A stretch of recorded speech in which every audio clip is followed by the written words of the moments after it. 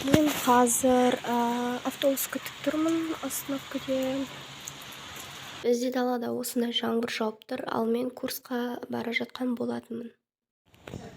Ал бұл мектепте бұл менің класстасым, яғни көптеген влогтардан көріп жүрген шығарсыздар бұл қызды. Гүлденде жоқ, жүзік. Мындай дәрі бар. Біздің үйде 5 пачка бар, әкеліп берейін ба? Барлықтарыңа сәлем. Бұл бүгін біздің влогымыздың екінші күні. Екінші күн, яғни курсқа барайын деп жатырмын.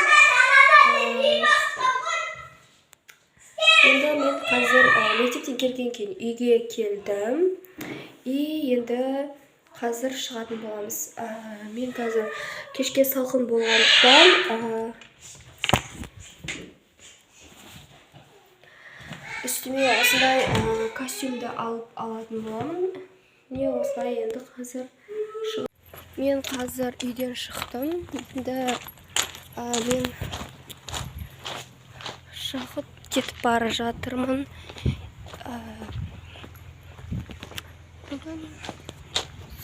Достар, маған лайк басып, подписка жасап тіркеліңіздер. Бай-бай. Сонда менде көптеген өзім жайлы влогтар және де видеолар болады. Қолдауларыңыз, яғни сіздердің қолдауларыңыз маған өте маңызды. Комментарийға қандай влог түсіретінді, немесе қандай видео шығаратынды, сол туралы пікір жазыңыздар. 11-ші сынып болғандықтан қазір курсқа барып, яғни қаңтар ұбытысына дайындалу керек. Қаңтар ұбытысына 2 ай бар әлі. Біз жақында осы пробный тест тапсыратын боламыз. Яғни біз негізі бір рет тапсырып қойған болатынбыз. Ол кезде курстың атынан тапсырған болатынбыз. Енді мектеппен бірге, яғни өзіміздің сыныбымызбен, яғни өзіміздің мектептің атынан баратын боламыз.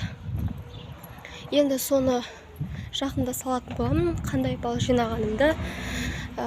Көптеген жақында видеолар шығады деп уәде беремін. Енді бізге енді қаңтар ұбытысына дейін жақсы балл жинау керек.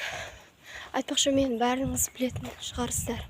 Мен биология, химия таңдап отқан 2024-тің түлегі боламын.